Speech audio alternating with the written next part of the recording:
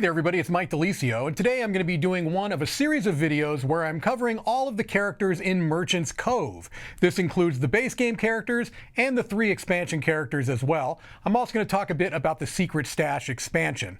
What I'm planning to do is give you a brief overview of how these characters play.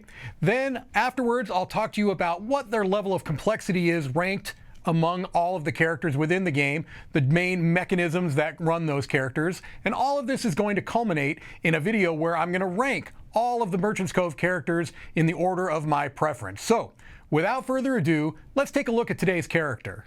Alright, let's take a look at the Alchemist. Here we see the components for the Alchemist all set out on the table here. We've got our small and large goods, which in this case are different potions. We've got our sail shelf here. We've got our bag filled with these ingredients to brew the potions. We've got our little decanter here.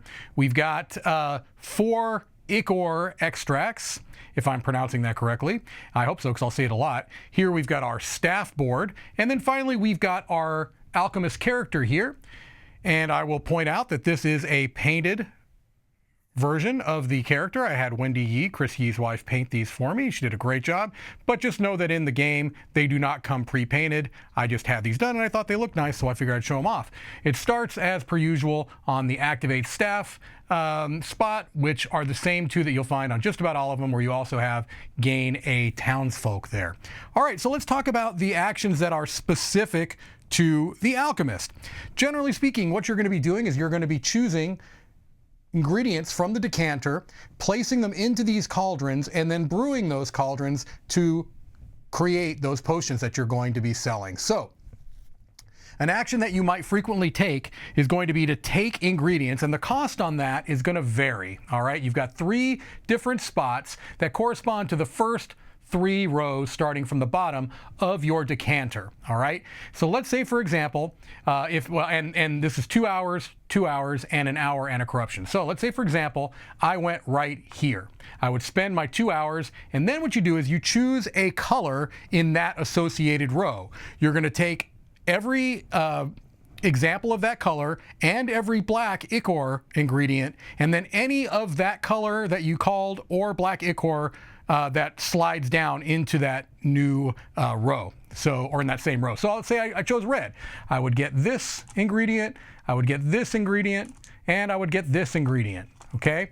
Then I can place these ingredients anywhere I like amongst these different cauldrons. So let's say that I went ahead and placed that there, I went ahead and placed this here, and I went ahead and I placed this right here. I'll put it right there. Okay?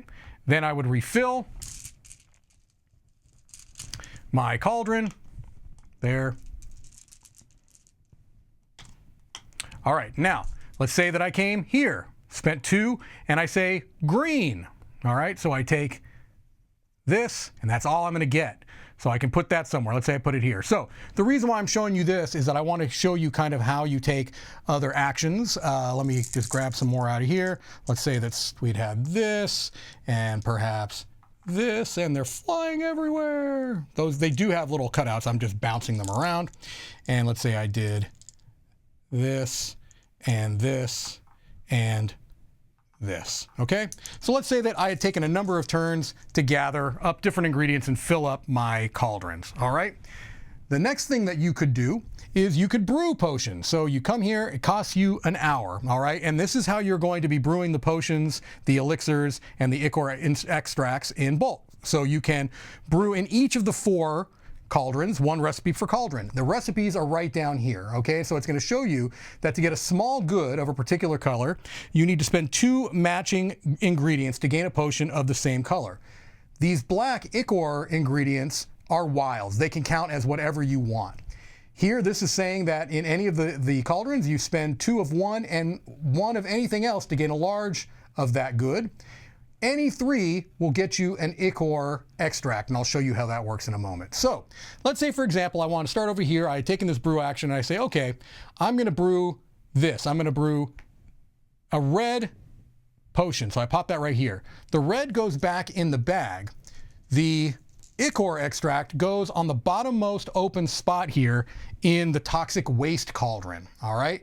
Then maybe I say over here, well, I can't really brew anything here because I don't have 2 of the same, and I don't have 3 of any. Here, I could do this action where I take 3 of any ingredients. I would remove these, put them back in the bag. This would go here. And now this ichor extract will go and sit in one of these spots, and it's a permanent wild basically, and it also unlocks my blue sponsorship there. All right. Maybe here what I would do is I would say, all right, I'm going to do a large green, 2 of the green and 1 of any other. These would all go back, and I would get a large green here. Okay.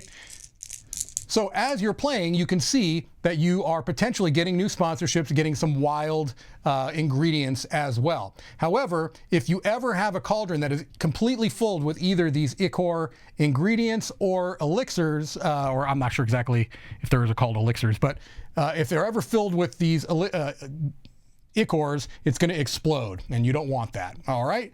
Also, as you fill up these spots, you're gaining corruption. Now, how do you get rid of those? You get rid of those by coming right there, and that is called the cleanse ichor. And you basically remove all of the toxic waste from, or all the ichor from the toxic waste cauldron, and you put it back in the alchemy bag. All right.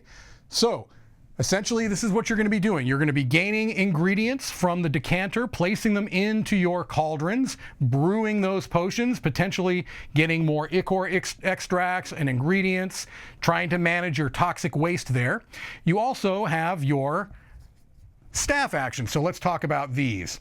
As always, the rightmost action is the same for all of them. That is just to remove a corruption that you likely would have gotten through your toxic waste cauldron there. All right.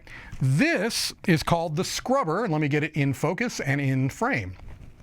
The scrubber says you can return up to 2 ingredients from any cauldron to the alchemy bag. So if you've got ingredients there that you just aren't working for you, you can scrub those out.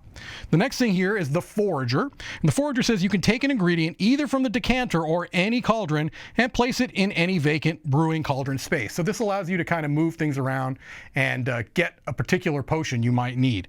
This is the understudy, where you can take the brew action in up to 2 brewing cauldrons. All right, so that's the basics on how the Alchemist works. Let's head back over and I'll tell you what I think about it.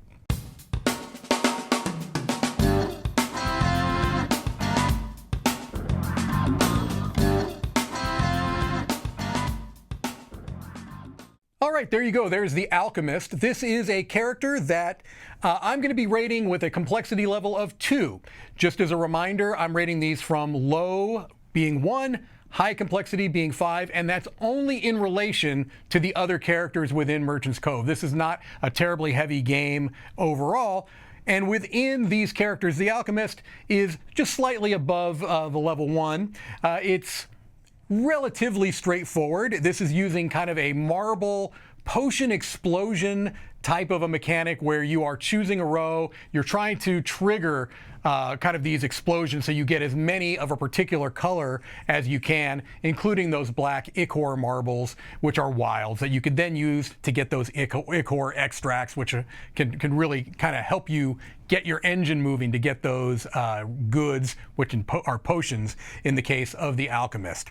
The Alchemist is a character that I think is going to appeal to anybody who maybe has played one of these types of Candy Crush, potion explosion type games.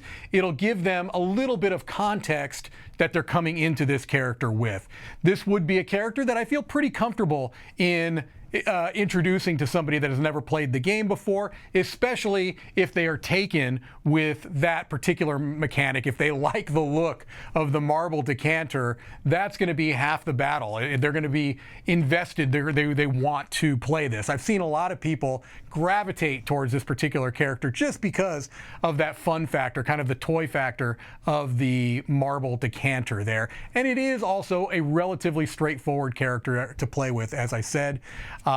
Maybe the most complex portion of this would be just managing the ichor and keeping in mind how those different goods, the brewing potions works. But again, it's not terribly difficult. I think it's a relatively straightforward character, a good choice for somebody who is either new to the game or maybe not terribly comfortable with asymmetric games. All right, well, there you have it. That's the Alchemist. Keep checking out these videos if you're interested in finding out about the other characters, and then at the end, I'm going to be culminating all of this with a ranking of my feelings about all of the Merchant Cove characters in order of my preference. That's it for me. This is Mike DiLisio signing off from Dice Tower headquarters.